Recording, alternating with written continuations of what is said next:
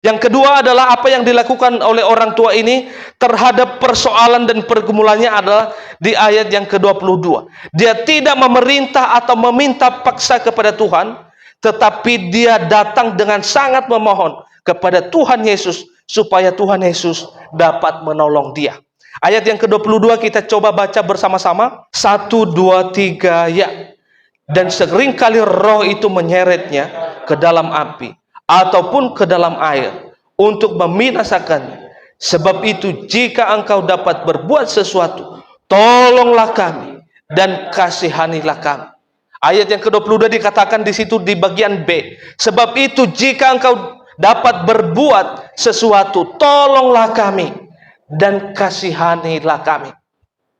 Itu artinya bahwa sebagai orang tua yang baik bagi anaknya, dia tidak egois, dia tidak mengandalkan kehebatannya, dia juga tidak mengandalkan kepunyaannya, dia tidak mengandalkan apa yang ada padanya, dia tidak mengandalkan sesuatu apapun yang dipunyai, tetapi dia datang kepada Tuhan, dia minta dengan sangat dan memohon kepada Tuhan supaya Tuhan membuat sesuatu untuk menjawab pergumulannya itu. Bapak Ibu yang dikasihi oleh Tuhan, kadangkala orang Kristen itu mengancam Tuhan. Tuhan, saya sudah berdoa tentang ini, saya sudah meminta ini, tetapi jika Tuhan tidak menjawab pergumulan saya tidak akan datang gereja lagi. Atau saya akan tidak melakukan pekerjaan Tuhan. Maka itu sesuatu hal yang keliru. Itu sesuatu hal yang salah. Tetapi seharusnya kita sebagai orang percaya, kita meminta tanpa memaksa Tuhan. Karena dia adalah Allah yang atas kehendaknya melakukan sesuatu untuk menolong dan juga memberkati kita dalam segala pergumulan kita. Tetapi kita melihat di sini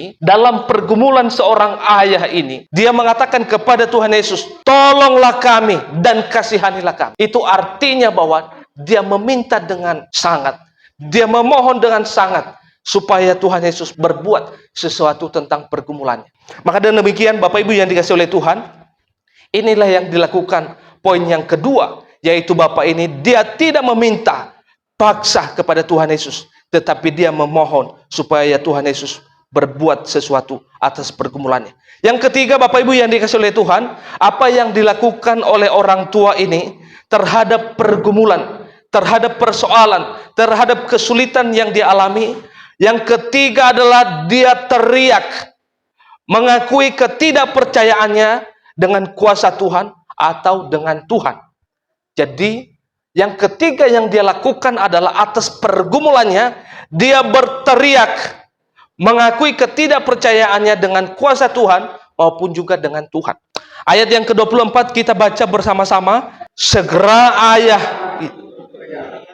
aku percaya, tolonglah aku yang tidak percaya ini.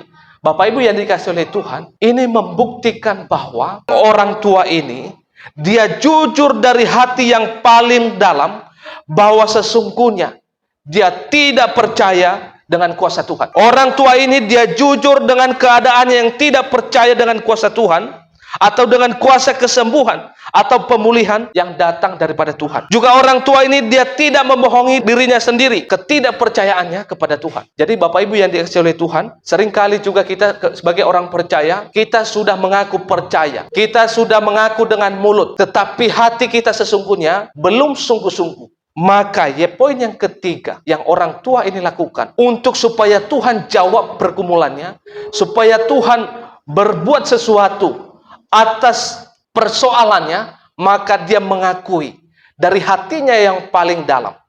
Di ayat yang ke-22, segera ayah itu berteriak, aku percaya, tolonglah aku yang tidak percaya ini.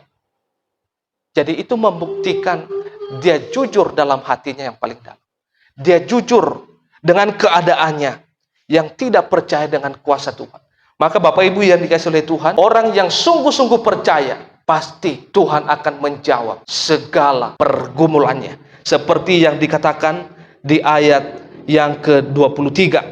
Jawab Yesus, katamu, jika engkau dapat, tidak ada yang mustahil bagi orang percaya. Jadi Bapak Ibu yang dikasihi oleh Tuhan, apapun itu pergumulan kita, apapun persoalan kita, apapun problem kita, apapun badai yang kita alami, Ketika kita sungguh-sungguh percaya dengan kuasa Tuhan, maka Tuhan pasti akan menjawab pergumulan-pergumulan kita. Bapak Ibu yang dikasihi oleh Tuhan, sebagai penutup, yaitu ayat yang ke-27. Tetapi Yesus memegang tangan anak itu dan membangkitkannya, lalu ia bangkit sendiri. Bapak Ibu yang dikasihi oleh Tuhan, ketika poin ini yang dilakukan oleh orang tuanya, akhirnya Tuhan menjawab pergumulannya dan akhirnya sembuh dari penyakitnya, yaitu roh yang membisukan itu. Dari kecil sampai dia besar mengalami hal demikian. Itu adalah kuasa Tuhan Yesus yang mampu melakukan segala sesuatu bagi orang yang sungguh-sungguh percaya kepadanya.